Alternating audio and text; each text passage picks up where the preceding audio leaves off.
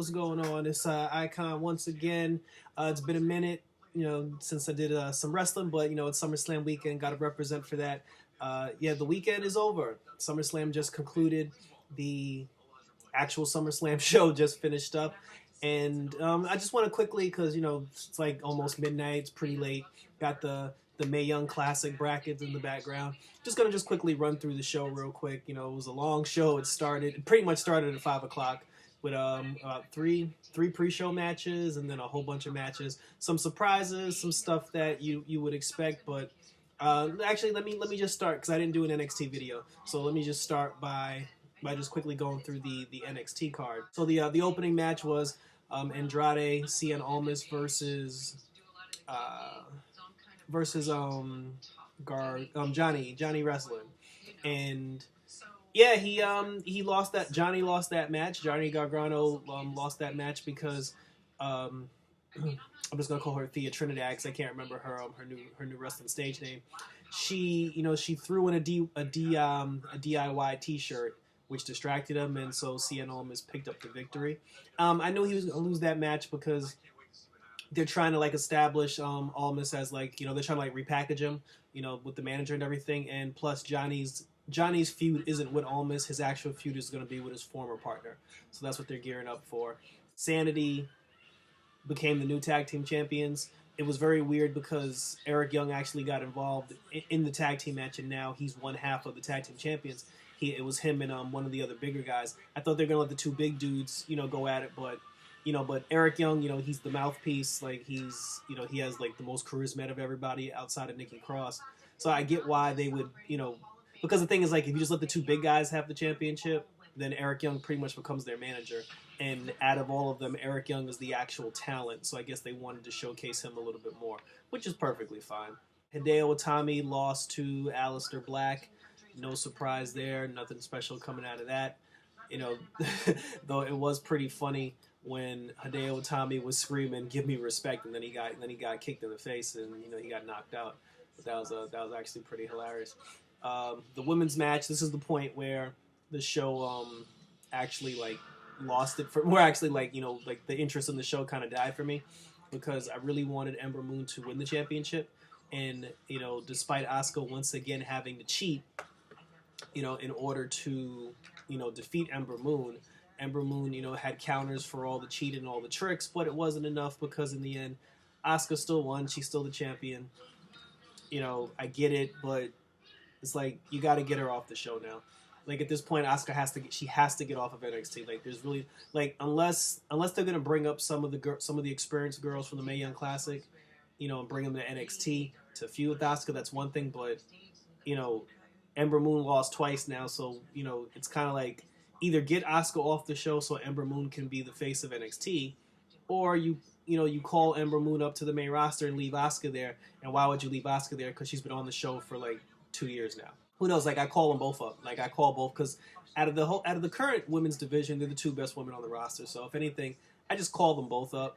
Maybe also bring up Billie Kay and Peyton Royce, who didn't even have a match on the card, and just start over with a fresh group of girls, because the only person that Asuka hasn't beaten on the roster yet is the MMA girl.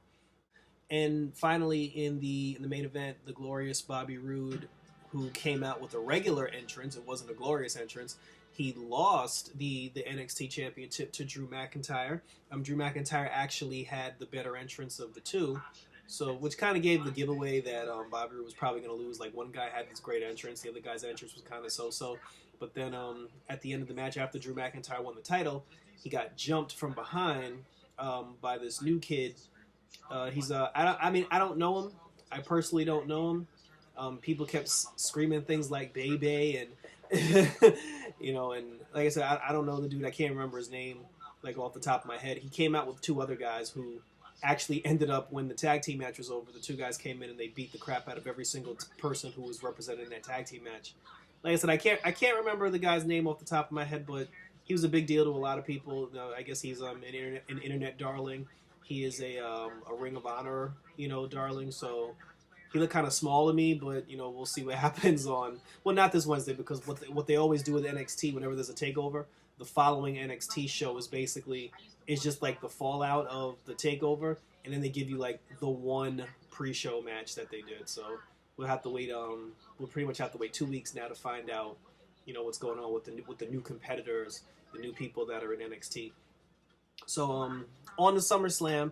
So yeah, right out the gate, very disappointing. The Miz did not defend the Intercontinental Championship. He was in a 6-man tag. It was the Miz Daraj versus Jason Jordan and the Hardys, which is sad because the Hardys themselves weren't even on the quote-unquote actual card. There are a lot of people that weren't on the actual card, like no Sami Zayn, no Maria and Mike Kanellis, no Dolph Ziggler, no Charlotte, no Becky Lynch, no Nia Jax. This show had a lot of matches, and even still, with that being said, a lot of talent still didn't make the cut. Marty Bell, my pick to win the Mae Young Classic. So 6-man tag. The Miz Taraj won. The Miz got the pin over Jason Jordan, so maybe they're going to stretch this out. I mean, there is no middle division on the Raw, in Raw, so Jordan's obviously going to be the guy to face the Miz. That's pretty obvious. So we'll just keep watching that and see how it unfolds. Again, the Miz was the only champion who did not defend the title, which was surprising. But like I said, if it pays off later on, if they end up doing something, if the crowd finally gets behind Jason Jordan, I'm all for it. We'll see where it goes. Neville versus Tozawa, that surprised me because Tozawa lost the title.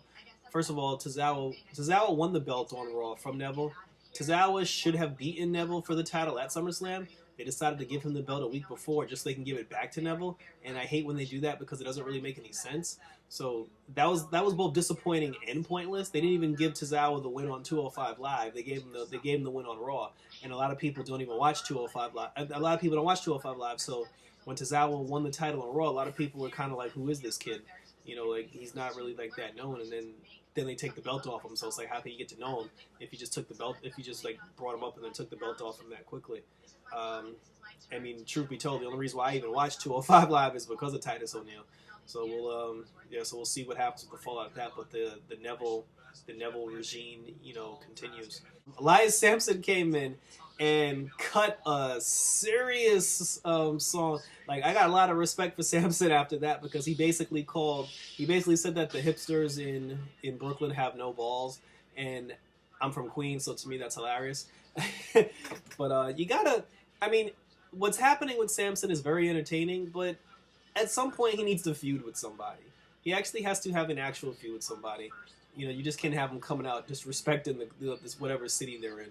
But again, there's really nobody for him to fight. Again, it's not like they have a legitimate middleweight division. Maybe if Jason Jordan beats the Miz for the Intercontinental Championship, maybe he'll feud with Elias Sampson. Who knows? Then the New Day versus the Usos. Again, another situation where you thought the New Day would win the tag team championships at SummerSlam. Instead, they got them at Battleground.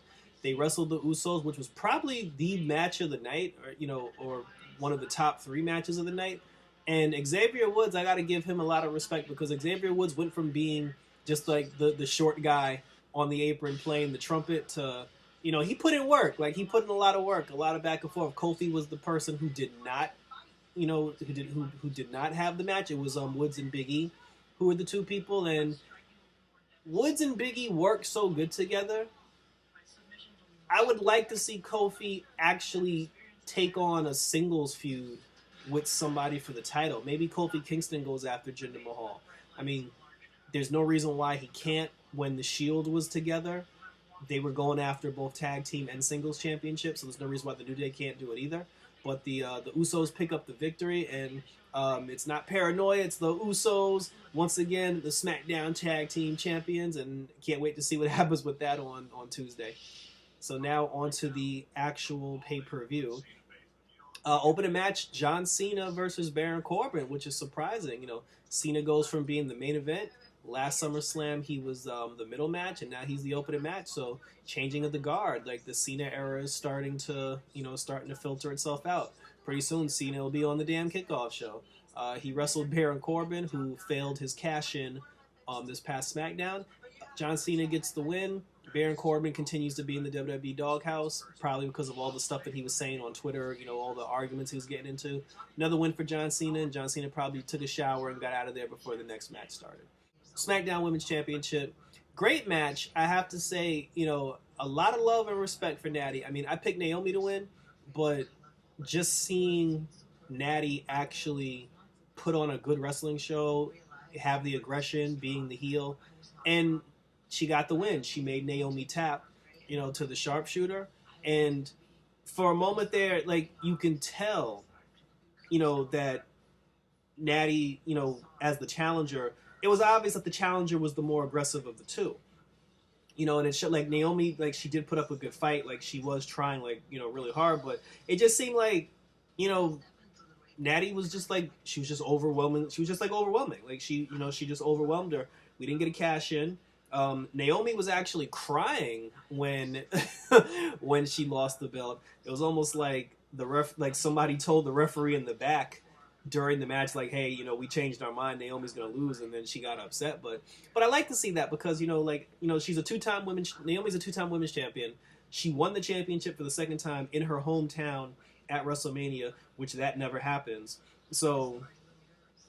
It was cool. It was actually really cool to see. It was really cool to see it, the emotion, the passion, however you want to call it. So, I mean, I can't wait for the rematch. To be honest, I want to see the rematch, and want to see these two maybe go back and forth a little bit before they actually, stick with a champion and have Carmella cash in, who she didn't cash in tonight.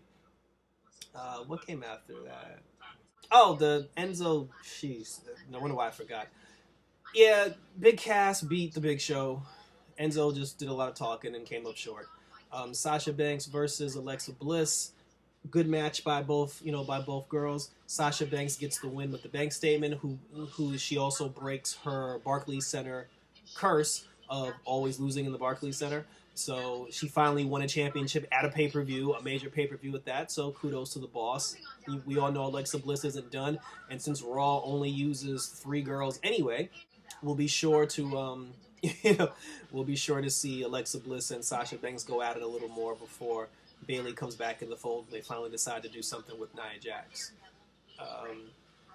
Randy Orton versus Rusev was pretty funny. There was really not too much to say. Rusev jumped Orton from behind from the opening tip.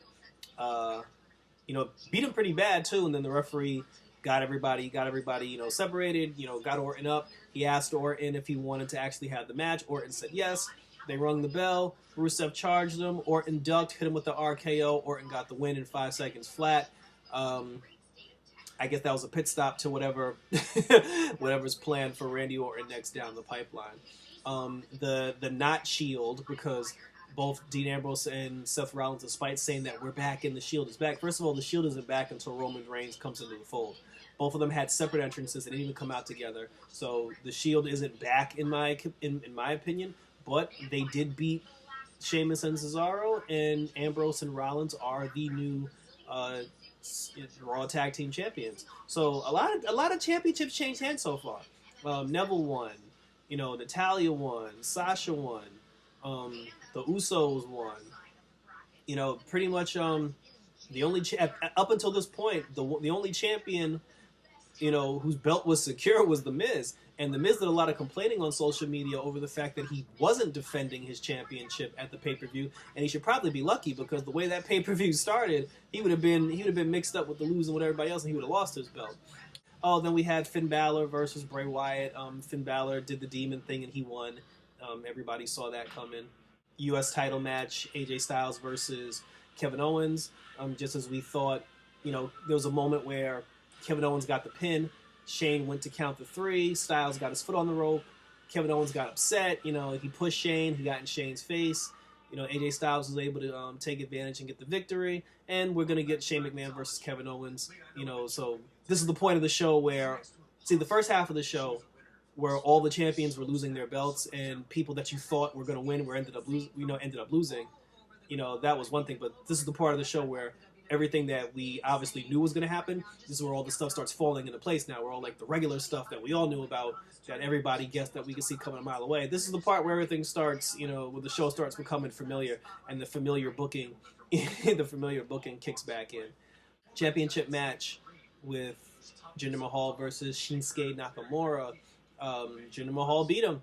You know, it was a regular. It was honestly, it was a regular match. It was a regular championship match. You know, the Singh brothers got involved. Nakamura fell for it. You know, he got put in the finisher. Jinder Mahal walks away as champion, and we'll see what happens from there. So now, Jinder Mahal doesn't have a challenger for the title because he didn't beat Orton, he beat Cena, he beat Nakamura. Put Kofi Kingston in the spot. Let Kofi Kingston wrestle him because he needs a fresh opponent now if you're going to keep rolling with Jinder Mahal as WWE champion. Which I'm happy because I picked Jinder Mahal to be to win the match because I'm not a fan of Shinsuke Nakamura just because he has cool theme music. So, you know, I like Jinder. I like what Jinder's doing, and I want to see Jinder rock with a little bit more. Unless he loses to Kofi Kingston, I'll be on board with that. I also heard a rumor that Shelton Benjamin signed with WWE, and if that's the case, I hope he ends up on SmackDown. And finally, the Universal Championship Fatal 4-Way match. Strowman versus Reigns versus Joe versus Brock. Strowman and Brock basically went at it. Strowman put Brock through every single table he could find in the building. And then when he couldn't put him through one, he threw one on top of him. The crowd booed Roman Reigns just as we expected. You know, why I don't know. I mean, at this point, like kids don't boo Roman Reigns, women don't boo Roman. The only people that boo Roman Reigns are grown men, and I don't know if it's because out of like jealousy, you know, or hate or whatever. But you know, it's like if you don't like him, hopefully you have a legitimate reason why you don't like him. You just don't like him because everybody else doesn't like him. Like that doesn't make any sense. You know, like actually give a legitimate reason. Don't just be like, oh, he sucks. Well, why does he suck? Like, what does he do that makes him suck? You know, what about him that you feel sucks, that bothers you? Don't just be like, oh, he sucks because the whole audience says he sucks. Because the guy does a good job and he puts in work, and it's a shame that he's getting booed for no reason. It ended up being Brock and Roman Reigns. He put Roman Reigns went for the spear. He got put in the F5. 1, 2, 3. Brock gets the pin. No run-ins. Nobody jumped up. The Undertaker didn't show up. Brock got the pin clean. You know, we all knew that was going to happen because once he said, "Oh, if Lesnar loses, he's going to quit," we all knew that Lesnar wasn't going to lose the belt because he's not going to leave anytime soon. So that was pretty much it. I don't think I forgot anything. I think I hit all the championship points, both title matches, you know, all the singles matches. I mean, overall, I thought it was a good show. I mean, I liked it better than the NXT show. And again, like I had personal bias towards the NXT show, thanks to the women's match. But overall, even the outcomes that I didn't agree with on SummerSlam, I overall thought SummerSlam was a really good show. Like, it was exciting and it was entertaining. I mean, I could have did without Kaz. Like, honestly, they should, like, the Big Show Kaz match and the New Day Usos match, they should have switched those matches.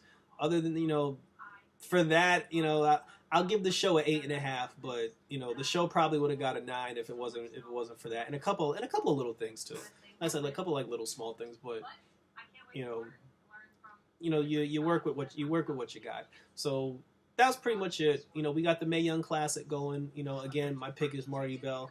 Although, you know, I mean, I hate to say it like that, but I'm pretty sure, you know, a black or a Spanish girl isn't going to win this tournament. That's just my personal opinion. But if I had to pick somebody, I'd pick Marty Bell to win.